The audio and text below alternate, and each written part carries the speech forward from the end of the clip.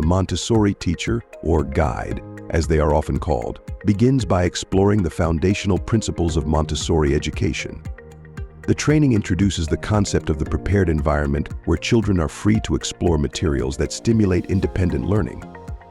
Trainees are taught how to observe children closely, understanding that the role of the teacher is to guide rather than instruct.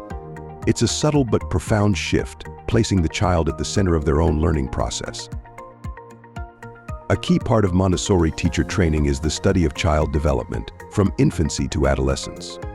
Trainees learn to recognize sensitive periods, times when a child is particularly receptive to learning certain skills, and how to tailor their approach to meet each child's individual needs. In addition to the academic components, the training also focuses on the personal development of the teacher. Montessori believed that to guide children effectively, teachers must cultivate patience, humility, and a deep respect for each child's potential. This requires self-reflection, observation skills, and an understanding of one's own biases and tendencies. IMTTC, International Montessori Teacher Training Center.